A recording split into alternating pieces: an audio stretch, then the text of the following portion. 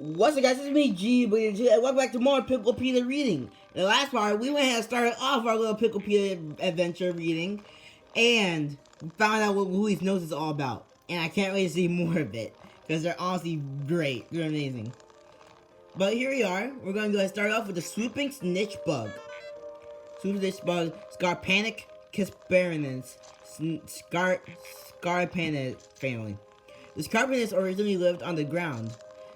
Sporting poorly developed vestigial wings. This species developed an enlarged antenna that can be used as makeshift wings. Scarpanids are attracted by the sight of large groups of Pikmin in carnival formation and will swoop down to seize them. However, Scarpanids do not eat the Pikmin and they will only drop any season after a short time. The reason for this behavior is unknown, but I look forward to future the research in this area. I don't think they just don't have a mouth. Like, I think that's just a simpler option right there. Like, they just don't have a mouth. So they don't try. Remove the wings, marinate a raw marble stick for several hours in a chipotle marinade, then carboil into perfection. Golly. Bumbling snitch bug. Ah yes, the kidnapper. That's right. Scarpix dufania. This is a variety of snitch bug. Its almost interesting characteristic is that it likes to snitch leaders, yet bearing wanton carelessness or incompetence. Leaders are not easily captured. Any leader caught by this creature is clearly an idiot, which is why this creature is also known as exposing snitch bug. There are several known varieties of snitch bugs, but research has stagnated despite it being such an interesting species. So you and Louis are idiots. Gotcha. Cool. Got you invent that to yourself. Remove the wings and discard the remainder of the beast. Enjoy luxurious wafer-thin wings with a thin water dumple carvier. So just eat it. No preparation. Okay. Carrying Dirigibug. Jesus Christ, I hate this guy. Why does that have to be carried off by balloons? This is what I'm more interested in. Flotilium Circus Maximus. This creature floats effortlessly through the air using gas-filled balloons. Both its appearance and its nature are antagonistic. As the only variant of a species in the ecosystem, it may be best to consider the possibility that it somehow wandered to the ecosystem from an entirely alien one. Positive proof does not exist at this point, but it's how the creature is currently classified. Cool. Is it still the same family? The Rich Bug family. Okay, no, it's not. We go ahead and make note of those. Yeah, that's still like the same family. Alright. Pull off the balloon like air sacs, miss the immediate abdomen, and shape it to small cakes. Pan-sear the cakes until crusted, but be careful not to overcook the delicate meat. When ready to serve, garnish the plate with vibrant air sacs. Even the most discerning dinner guests will be dazzled by your colorful presentation. Alright, now we have this. A Tenna Beetle. This guy is weird. Miss Marie Red Contra. Kettlebug family. This creature is able to control the Pikmin by way of their particular frequency of this roar, but its only objective seems to be defensive in nature. As it stops Pikmin from attacking and forces them to run away, this beast prefers humid, dimly lit environments and has been known in habitat for empty discarded containers. For this reason, it's wise to dearly utilize any specimen that are recovered. Lifting off with one of these creatures in a hole can lead to repetition of a specimen during decompression, resulting in an explosive mess. So that's why I shouldn't like hold on to it as it just leaps out of nowhere. Gotcha. Hello? Oh, there he goes. I think the best part about this enemy is that when he just falls flat on his face. Oh, there's multiple. I didn't even notice that. Oh, there's 3. Alright. Extract meat from the exoskeleton and sear it on all sides.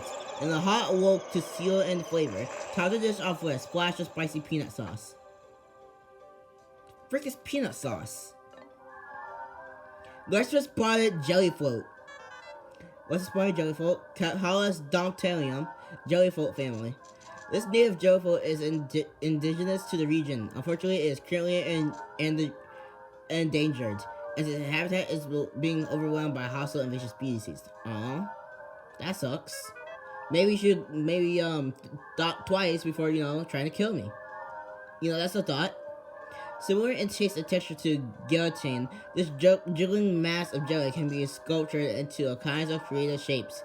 As a bonus, it also doubles as professional grade hair gel. It's a perfect cool summer treat. Okay, well, never thought that would work out. Greater spy jellyfloat. So is there just like a jellyfloat? Does that exist at all?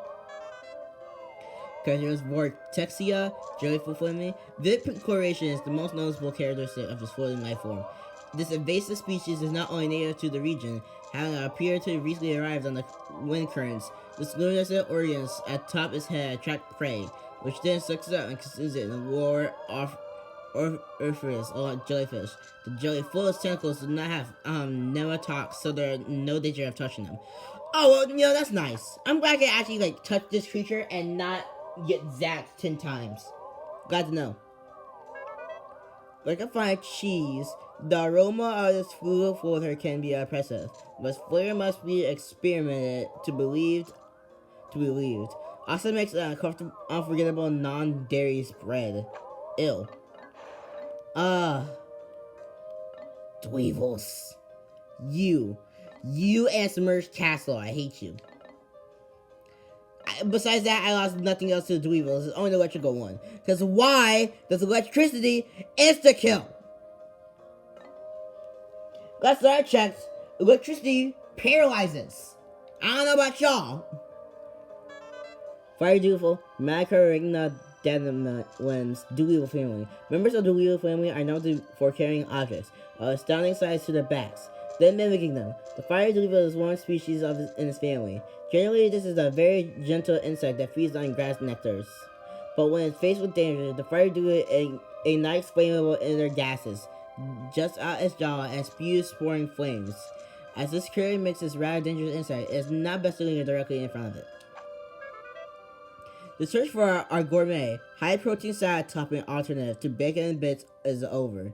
Grind the spicy dweevil into tasty micro chunks and toss them generously over your salad and add its flair and flavor. Does Gooey make money off of these? Like, genuine question. Does Gooey, like... Hi. How are ya?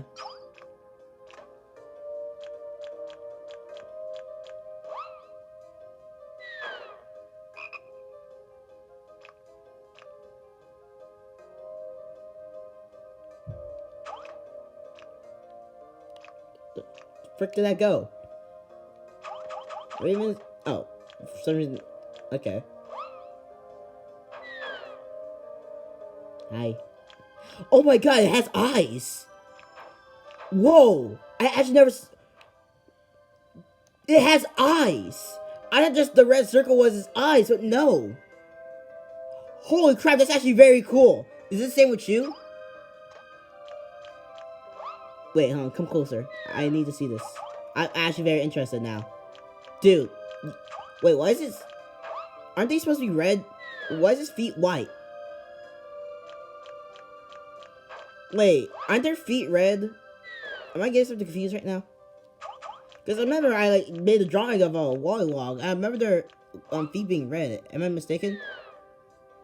I can't see it. Can you... There's Piklopedia right here, you dummy.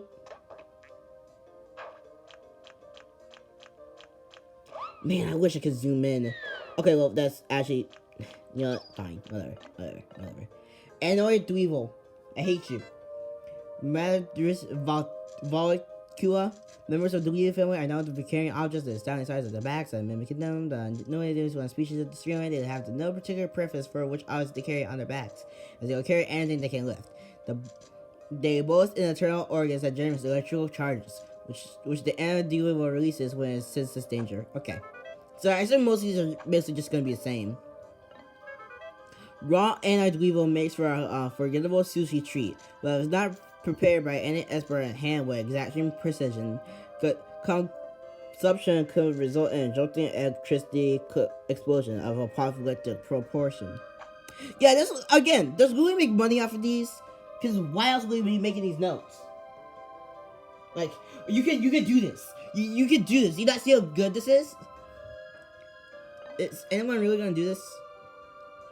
Hydro Dweevil. Let me guess. Maricarda Aquatis. The Hydro Dweevil is one of the members. Blah blah blah blah blah. Those are mostly just always the same. Several points of differentiation with the other members of the species have been confirmed, such as body color and behavior patterns, but none of these suggest major deviations in the creature's genetic structure. This makes it clear that, relative to the family, when attacked by enemies, the Hydra will spit a ball of fluids in response. Species is corroded and oxidized when they come in contact with this liquid. Inedible. Oh? Effects of consumption include uncontrollable arm flailing and endosthetic dishwashing. Oh! This is our first thing that's absolutely just inedible. Okay. Munge, or just Munge. Munge Dweevil. Monocrina pungestis. The Munge Dweevil is one of the members of the... okay, yeah. These insects often carry carcasses of other life forms on the backs. But apparently this is not for the purpose of transporting them as food, but instead is another example of their mimic behavior. The Munge Dweevil produces two different chemical compounds within this body, which in form of poisonous gas when mixed and expelled. This gas is used only for self-defense. Exposure to even extreme heat does not seem to get rid of this creature. Of the deposits of poisonous gas, it's probably best for everyone if you avoid eating this horrendous fare. Okay, another thing that Louis just says, don't eat this. Alright, and I assume it's gonna be same because, I mean, come on. Like, how even would you get close to this and not explode instantly? Volatile Dweevil. Monocrina explodus. Oh, those are Pikmin carrots. The volatile Dweevil is one member of an insect family known for mimicking objects by carrying them on the backs. The Dweevil family exhibits most unusual characteristics, whereby the creature's behavior patterns are actually changed based upon the object that the creature carries on its back. The volatile Dweevil has one of the most potent attacks of all species in the Dweevil family, due to its habit of carrying explosive devices, approach with caution, and or body armor. This scorching species combusts upon contact with the tongue, only edible by the adventurous and absolute tongued. Okay.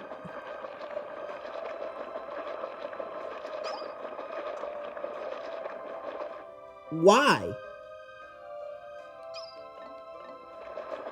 Why just spawn in freaking 5 of these guys? What, one is not enough, apparently? But, okay, I get it. These guys, that makes sense. These guys make sense. These guys, they make sense. Like, they make sense. Why the frick for this thing? Twitty Boister, Marcus Minicunus, Mollusking family. I swear, like, can anyone actually really pronounce this? Like, I would like someone to please pronounce this correctly. It's in your perfect language that you apparently have to be able to do it, so. This species of creature has yet to fully evolve from shelled molluscus to the more advanced Boister. Compared to that Boister, this creature is significantly smaller. The fact that its mandibles do not protrude as significantly as the range of Boister is due to the part of the fact that its most molecules, its vital organs, are located deep within the creature's carapace. Pan sear with herbs and oil until lightly crushed onto the outside and rosy on the inside. Complete the savory flavors with a light and buttery creme sauce? I'm gonna say this creme sauce in some way. Hi, hello, I hate you. Well, you're not that bad in this game, so you know I'll take you over Pikmin 1. Yellow Wallyhop, a Pyrrhicaris frondiferum, a Amphitryon family. This magnificent specimen has the brightest gold coloration and the greatest number of lateral spots of any member in the Amphitryon family. This species seems to have lots of swimming proficiency with the evolutionary adaptation that granted it greater jumping ability. The Amphitryon inhabits aquatic shallows and shows insects drive to jump upon and squash smaller creatures. Slur on some batter and deep fry for a down-home flavor you won't soon forget. Alright, it's just that simple. Wallyhop, Mecris albino. Okay, that was really just it. It's believed that juvenile wildhouse are once carried by underground current into caverns, where they thrive in the dark habitat. This troglodyte species of wildhouse coloration results in generations of cave dwelling and lack of sunlight. Comparative differences between the size and shape of the wildhouse and other species are thought to be a result of natural selection at work, suiting traits to life in a subterranean environment. Alright, how did I lose more? I lost literally just half to this guy. That's actually great. Whirlpool. Wrong. Wait. Whiteholes are best ground up, shaped into a patty, and flame broiled on the grill. Slip on tomato slices, lettuce, onions, ketchup, and slide the patty between the sesame seed bun for an ultimate best burger experience. Got to know. Oh my god, look at his eyes, dude. They're way more cool. Wait. I just don't see it. I don't see eyes in this one. Yeah, it's just the circles, alright. But this one, it has freaking, oh my gosh. Oh my, hi. Hello. Whirlpool. A Picorus from Deformium. The whitehouse spawns in early spring, laying its eggs on low-hanging tree branches and shrubs growing on the near lakes and ponds. Such unorthodox amphibious behavior is a defense mechanism, protecting the eggs from predation by blue Pikmin and water dumples. The whitehouse wild hopping near the shoreline in early spring is thought to be a method of driving predators away from the whirlpool eggs. Okay. Whirlpools can be eaten raw, but they're much more flavorful when steamed or grilled. Also, heavenly and risotous feel to experiment within this lush ingredient. Lily, I don't know how you do it, but it's so cool that you're just able to. Like, the fact Lily's just like, oh yeah, I can do this. Maybe I'll die, maybe I'll live. And I'm glad Lily has a sister just be like, I'm not gonna eat this rock. What are you, stupid? It's a bomb rock. You're gonna die. I just don't. But that does show that Lily has tried. It's like, I mean, it's good to test out. Lapis lazuli candy pod bud. Lapis lazuli candy pod bud for Combattium candy pod family. No matter what color Pikmin is tossed into the blossom of this flower, it spits out the same number of blue Pikmin seeds. This family of a plant boasts soft, fleshy leaves, the sine-wave tendrils of which is allowed the flower to open and close repeatedly over the course of a day. This flower's tough texture makes it unsuitable for salads, but its bright blue hue makes for a grandiose garnish. Okay, Crimson Candy Pod Bud. Flora Rufusia. Okay. No matter what color Pikmin is tossed, yeah. The Pikmin in the candy pod bud flowers and the Pikmin onions are not easily explained by current theories of the xenobotanical sciences, and thus have not yet been appropriately studied and classified. This spicy flower combusts upon contact with the tongue. Keep fire retardant condiments within arm's reach. Alright. Cool. Golden candy pod bud, even though it's just yellow. Flora arumia. No matter I don't need to read this, it's the same thing, but just, the colors. Current research has yet to go produced by any theories as to precisely what kind of interaction causes the Pikmin to change color to match this color as the white of the flower's petals. This terse flower acidated juices can burn a hole through a frying pan. Eating it would be unwise. Cool, glad to know. Also, I wouldn't want to eat a flower, so there's that. Violet candy pod bud. Flora pernicious. Pernicious? I don't know. Research from our most recent expedition has confirmed the presence of the candy pod buds in subterranean regions. Consider the microgeographical. This plant can be found in one cold sunrise that could be found in any cavern, regardless of geographic region. Classic picture the flower is also released. Okay. The variety of cannabis buds contains robustly odoriferous oils. The cannabis flowers could be cultivated. There is no doubt the plants will offer multiplication beneath the cosmetic, medical, and tourist industries. This convenient purple flower secretes a dark, flavorful oil that eliminates the need for salad dressing. No, it's nice that it's cool. It's interesting how Louis calls it a purple flower. Like, he just doesn't go out of his way, just be like, don't use this fancy language. It's just purple, alright? We don't need to call it, like, violet. We don't need to call it, like, royal. It's purple. Alright. See what I mean? Ivory candy pod bud. Flora Navius. Research from our most recent expedition confirmed the presence of candy pod buds in its surrounding regions. Considering the microecologists, this plant can be found in what could be...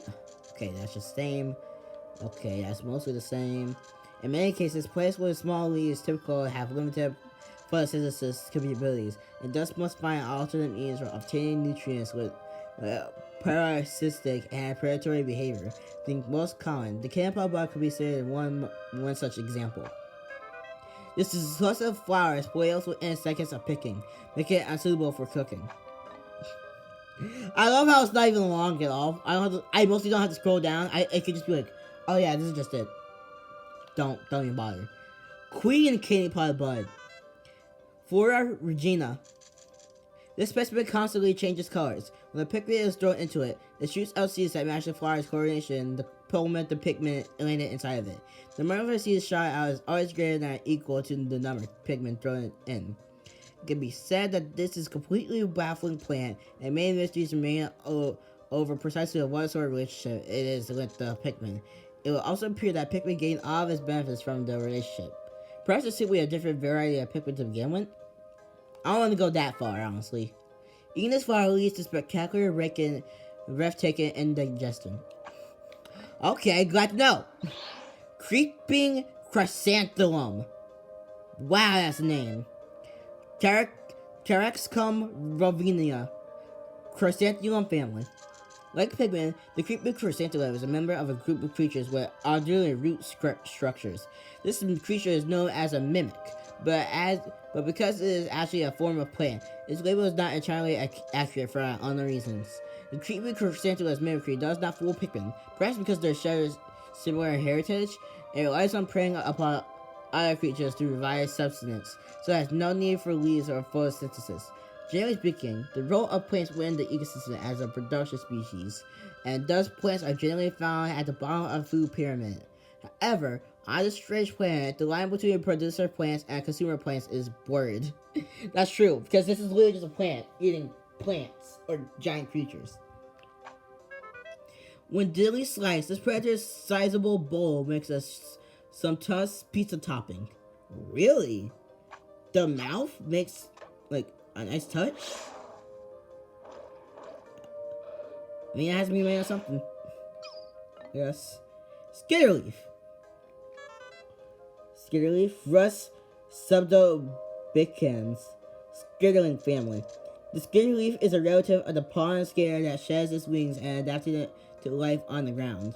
With no residual trace of its airborne path, the skitterleaf can neither not fly or skitter across the surface of the water. The wings have since evolved into a leaf-like structure on its back, which serves to hide the skitterleaf.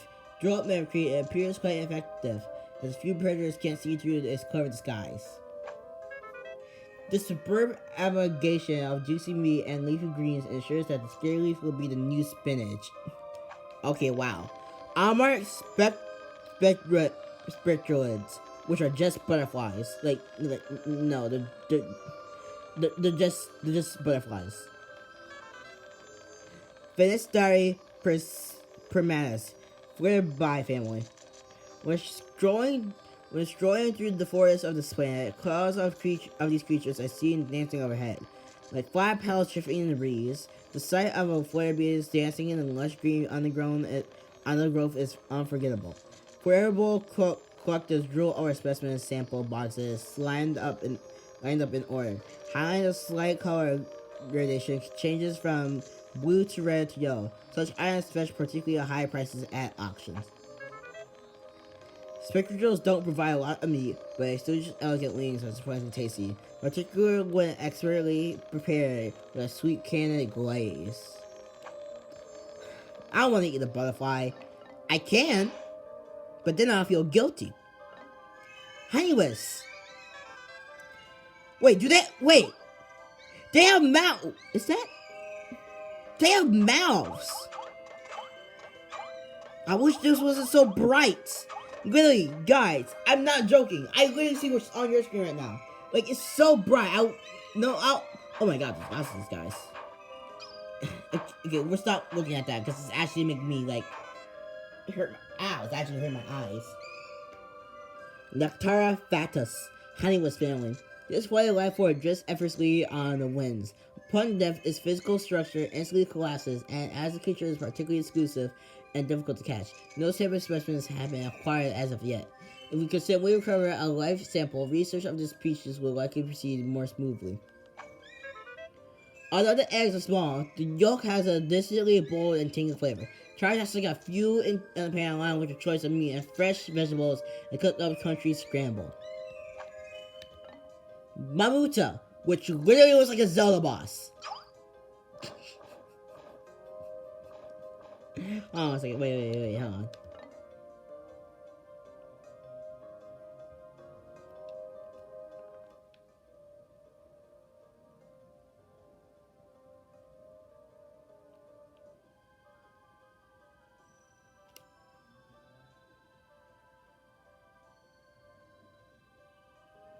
Okay, that's it. But look at his arms. Look at his arms. Like, it looks like some type of Zelda boss. Like, that's not just me, right? I don't know. Mamuta, unknown family. Got to know that. The imbalanced asymmetrical arms of the Mamuta are among its most notable features. Feeding on seeds and fruit, the Mamuta is known to actually sow and grow plant species, while other species have exhibited seed-bearing behavior for the purpose of storage. The Mamuta is the only species so far known to actually cultivate fields of plants. Lily, I swear this thing is gonna be made out of rock. Lily, what do you have in mind? Inedible, tastes like chicken.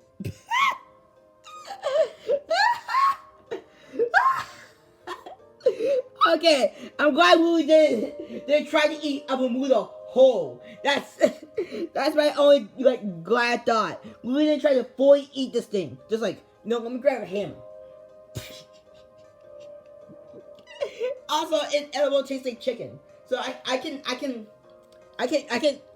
lick this thing whole. I can like just grab it with my tongue, but I can't eat it. Glad to know, Lily. Bread bug! Wrong button. Bread bug! Hello! Passaris Gluttony. Okay, we get it. It likes to steal stuff. But do we really need to call it a glutton? And Pansaurus? Excuse me? The adult bread bug competes for many of the same food sources as Pikmin, but its thick skin and hide allows it to withstand most Pikmin group attacks. However, some researchers claim to have observed bread bugs being overwhelmed by massive numbers of Pikmin and reduced to food. Bread bugs are high in nutrients, but also bland and unimaginative. They may also be palatable in a pinch, but they hold no true culinary promise. Really? So, they're just not eatable. It's just called bread bug because, you know. I mean, come on. Like, what do we have to say here? Like, seriously, is there really need to be an explanation? Pellet posy. Amplus nutrio, pellet weed family. In the stem of a pellet posy, one can observe the muscular fiber unique to the half-plant and half-animal species, such as Pikmin and Canopod flowers. To the pellet posy in the species that can be considered a close relative, although the ability to crystallize nectar is unique to the small group of the pellet weed family. The fact that these plants reach maturity so quickly and that their pellets contain such high concentrations of the natural nutrients of the soil explains why the Pikmin and so many of the other indigenous species are so reliant on these pellets for substance. Quest for the perfect horse d'oeuvre. So cook this plant in a wood fire oven, but be careful to only serve tender pellets. Okay, we can cook flowers. Common glowcap. Fungi Luminarium glowcap family. The light emitted with this rare mushroom is neither a reflection nor a release of stored light. It grows not only on decomposing trees, but also soil and rocks. The mushroom's fungal filaments are capable of stabilizing and concentrating pure Hokitum 111, It is more known than the Hokuton 111 approaching point of the critical mass that causes the glowcast luminescence. Notorious fresh of Setid, this illumination fungus will be hot in Galaxy's trendiest restaurants. Clover.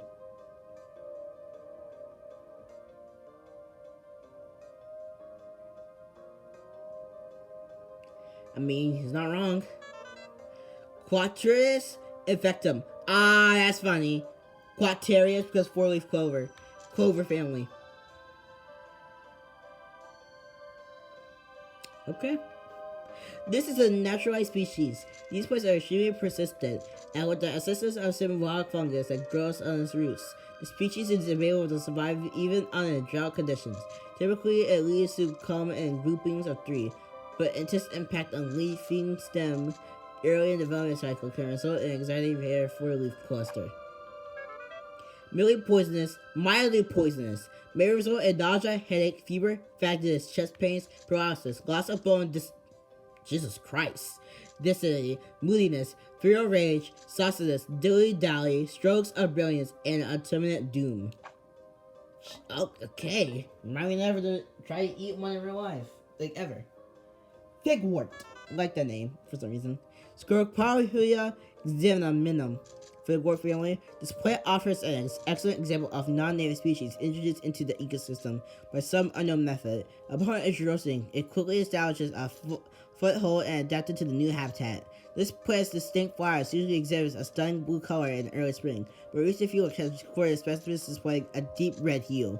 Although this might be represented as sudden deviation in genetics of the species, the red coloration is much more likely as an anomaly. Additionally, regions suggest no significant as strong severe or solar radiation. Changes have occurred in the ecosystem, leaving open the possibility that soil composition and mineral disposition may affect pale coloration. This titillating ingredient tastes impossibly fresh, but you must cook it immediately after picking it. If you don't, it'll go bad within minutes. Dandelion, like an actual dandelion. Taxicum off Finical dandelion family. This perennial grows is best in locations of full sun exposure. Its flowers boast countless tiny yellow petals that pack together in the head. The species seem to have as many leaf variants.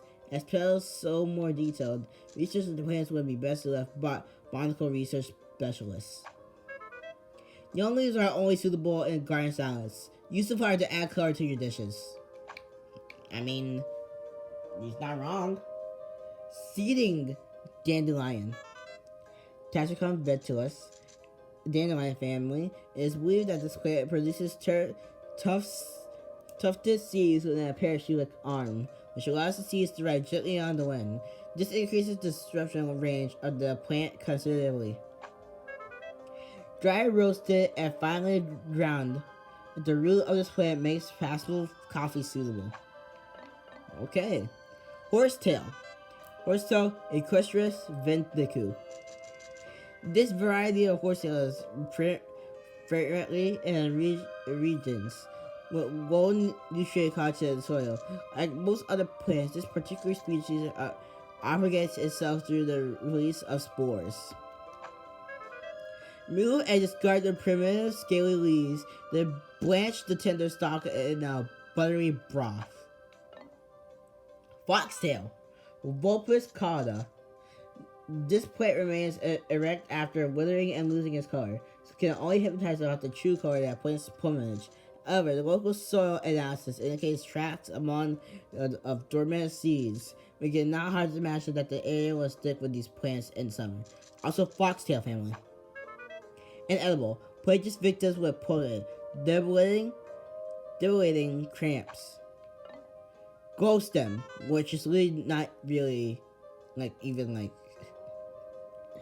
is it really a flower? Doctorum illuminati, glowcat family. Although they are obviously unrelated, the glow stem bears a striking resemblance to the street lights on Hokutate.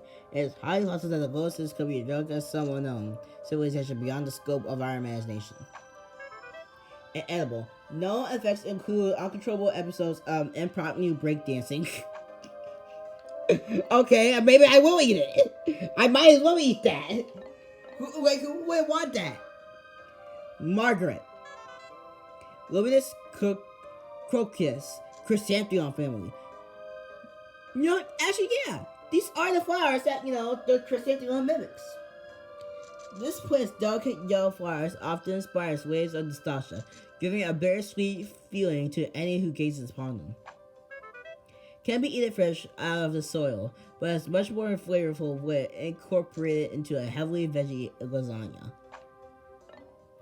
Fiddlehead. These are great names and kind of accurate. Violane Arcturus, Sperm family. At first glance, this plant resembles a spring used in the ship's sublight engine. Many of its most primitive characteristics remain intact, including its habit of spreading through the dispersal of spores. Sun-dried the leaves for several days, then grind them with mortar and pestle. The resulting herb grants an aromatic earthy flavor to mutton and poultry dishes. Shoot. And it's number 69. Unknown families and unknown name. This is a young shoot of some kind. What kind of tree species does it belong to? What shape will it take when it matures and grows to full height? Unfortunately, we are only able to obtain information of our portable scanners, a select few countless number of species we encountered, but even if our estimation yields only brief observations of life we encounter, it still provides a better understanding of this bizarre planet. So is this just a sprout, basically? Like, is it just a sprout and not, the flower till it blooms?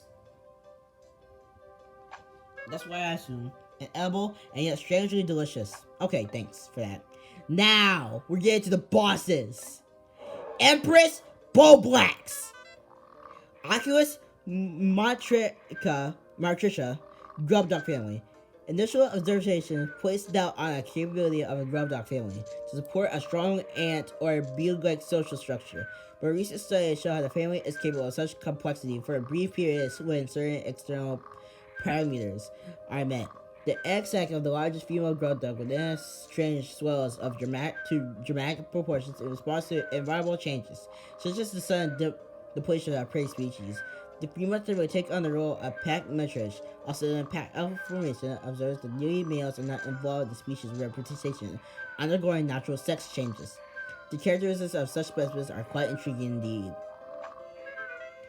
For a sumptuous delicacy, make a pâté de foie gras from the giant creature's liver and spread it all over the sesame cracker. Jesus Christ, Louis!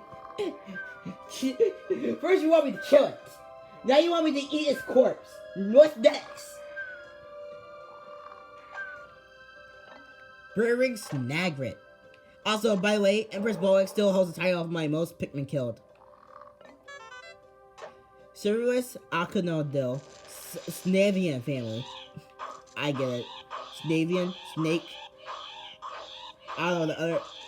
Can you shut up? The majority of snacker species lie in the wait to ambush and capture prey. While biotype carefully adapt to such sudden strikes and volatile attacks small, surfacing dweevil insects.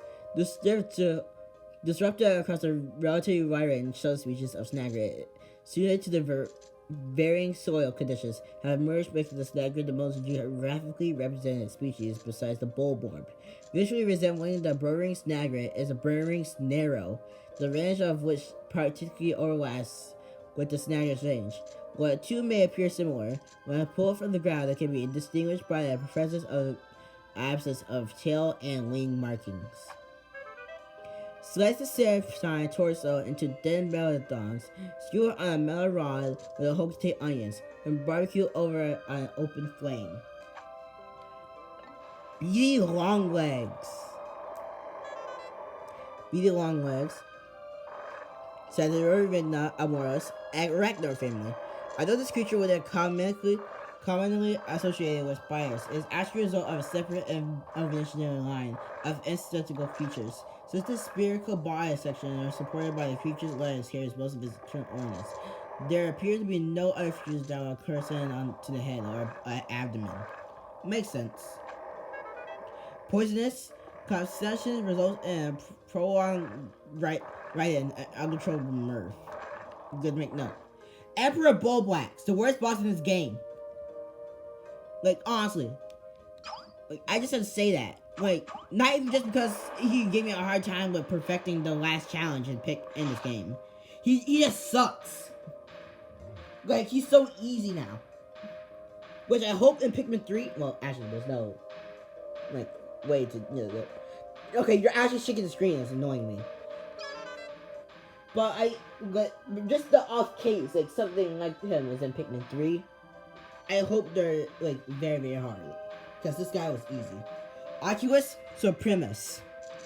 The largest member of the Grubdog family is normally found buried in the ground. With only the stalks of his eyes exposed, this camouflage allows predators to surprise smaller creatures and use its long and vicious tongue to capture prey.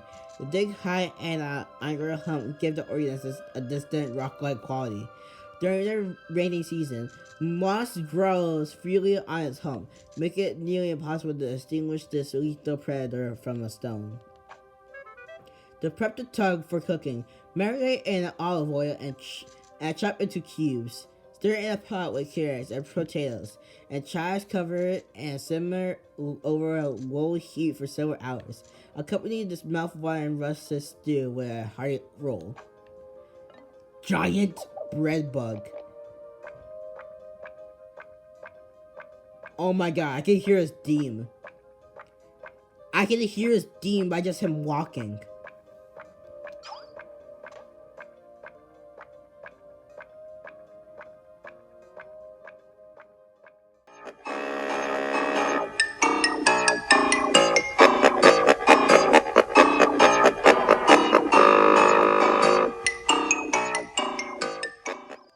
Anyways, oh no, read it. Pancerus gigantus. This garden species of the greater breadbug family has a torso so perfectly square that almost seems like it was formed in a mold. For a brief period at birth, the giant breadbug competes for food with smaller breadbugs. But upon reaching maturity, it seeks out much larger prey. This is the primary reason that two species with similar feeding habits can coexist the same habitat. Horses appear to pose the only plausible threat to this master creature's life. But they don't attack. They don't really attack at all. Although cooking this colossal beast uses an amount of meat, every ounce of it is flavorous, only suitable for intergalactic all-you-can-eat buffets. So bread bugs are just have no taste. Interesting. Poetus Nagret. This guy that honestly kind of sucks too. Like, you can basically just rush this guy. Like, just throwing Pikmin at the head, and he will do nothing. It is interesting, though, it has one foot. Like, hold on, watch this.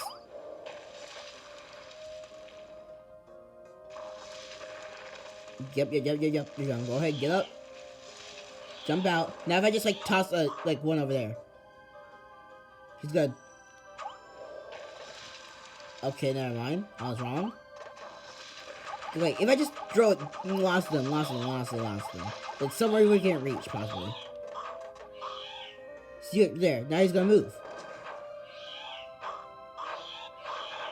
Wait, that's the most interesting about this boss. Pilatus Nagret, Silverus Abolatria, Snavian family. This variety of snagger has the ability to both burrow on the ground and walk above it. Its earthy red colorization and this thick yellow ear and eye markings make it immediately recognizable. Despite featuring a theoretical merging of separate and avian features, the Pilatus Nagret has poor eyesight for a bird, perhaps due to the extent appears to spin on the ground. To compensate for this, its nose feature a thermal sensing organ common to many snakes, making it a dangerously effective hunter. You haven't lived until you taste the mint braised snagger shake. Uh-oh, I'm scared. Or if you're feeling especially saucy, stuff a bird with a can of your favorite savory nectar, throw it on a barbecue, and let the juices mingle to make a mean beverage just cause cancer Nagret. Man at legs. Now, I've already read this one before, but I'll read it again. Pedodactyla navarina arachnid family. This species of the arachnid family fuses with machinery and cultural point and maturing process. giving it the ability to fire energy bursts from the launcher beneath its orbital torso. However, the Manalex itself is not in control of this weapon. Instead, the mechanical portions of the structure appear to be automatically acquired and attack targets. The Manalex has gentle disposition and, as a member of the Arachnoid species, has no natural enemies. It is particularly difficult to understand why the species would develop such awesome offensive capabilities, leading to rumors among the scientific community that it was the machinery approaching the Arachnoid and proposed a symbiotic relationship. So I have this little mini theory of myself. First of all, let's wake him up. I said wake up. There we go. But here's my theory. So clearly, Manalex is a normal spider. As you can see, that Manalex has 3 normal legs and then this one. You're really gonna shoot carrots? Okay, cool. But yeah, he has that one robotic leg and the other 3. Also, if you notice, inside of his actual body, right there, those are his like fleshy organs, and we can actually see it inside of him. Oh, actually, no, that's just the color of him. That's just the color of the original Ragnar before it turned to this. So clearly, also, Manalex was a smaller Ragnar. Like, he was clearly smaller than usual. Hi, this is very nice close-up of you. Let me actually do that. Pull out the gun. Pull out the gun. Pull it out. This is actually a very cool close-up of you. Hello. Pull it out. Whip it out. Pull it down, coward. Whip it out already. Come on. Thank you. Shoot these carrots. But yeah, look at that. We'll keep going. Or just continue to go more. Okay, no. But you see what I mean? Like, it was somehow transformed into like a robot like this, and just lost all of the senses. What's up, Louie? Although the meat is a bit on the metallic side, the oil makes a mouthwatering gravy or lubricant vinaigrette. Okay. Hey, yo! It literally looks like he's pogging. It literally looks like he's pogging. Look at that. Look at that smile. Raging Boister. Oh yeah, I read this one too, because I wanted to know like why does it go after me, but not the Pikmin. Molchid Predatoria, mollusk game family. The species of mollusk has shed its shell through the process of evolution. What appears as a flower-shaped protrusion on its back, attributes as gills. The raging boister ignores small animals with sticky tentacles, reels them in, and consumes them. Observers have noted that this creature exhibits a keen interest in flashing objects. It often tries to capture and ingest these objects. Researchers and explorers equipped with flashing identification should be very beware when in close proximity to this dangerous predator. The gills are best paired deep fried in a herb and breadcrumb batter. Also tasty poached and drenched with fine soy sauce. The water wraith. Recently, I've been just gotten bored and want to play Pikmin 2, so I decided, I want to play Pikmin 2 in grayscale, which was the most dumbest thing ever. But also, actually, I have this clip, this very close clip of me avoiding the water wraith during that moment, so I'll put it right here. It's not going to be in grayscale.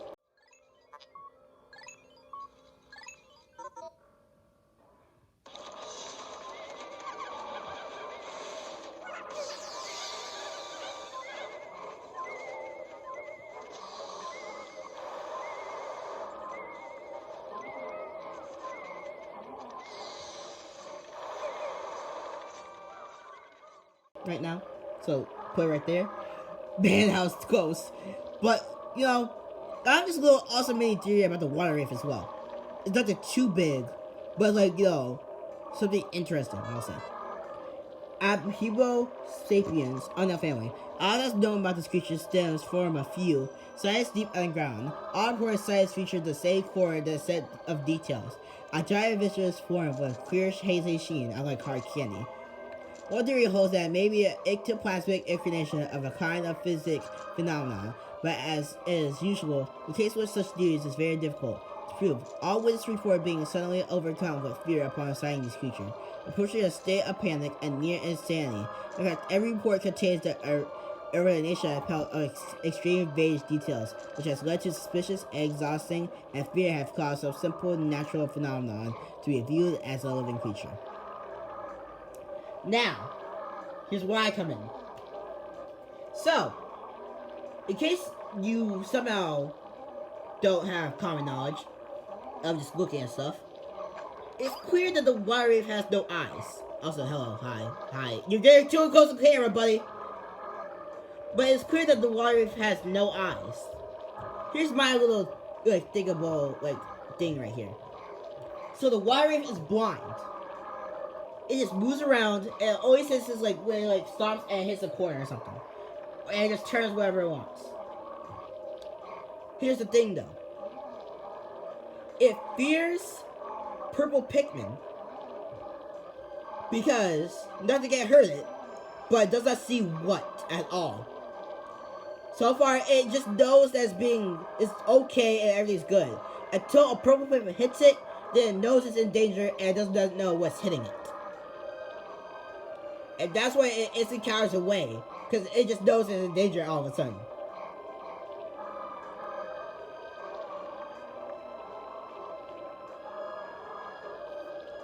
Anyways, inedible. Another cause mass hysteria, followed by leg spasms and internal thunderings. No, that makes sense. Segmented Quobster. Only lost one Pikmin to this bad boy. I was goated. Parasitodia Reptalia Creepcraft family. This gigantic beast is wrapped in a hard shell and an atypical evolution that the right front leg of this creature is harmed to traffic, take on a function of an arm rather than a leg. Its asterisk physical development is unique to the natural world. One of the explorers' incorrect conclusion that this creature refers to a pattern of peaceful, quiet behavior or to an unfortunate incident. In fact, this beast exhibits intensely hostile, aggressive tentacles, able to prey and remain with them at full speed. Dang. That sucks. Dessert beasts in all the rage of Hooktate. When the planet's finest ships hear about this kind of sorbets, pies, and parafates, we can make with the claw meat of the sweet bees. They'll clamor for every morsel we bring home. Raging long legs.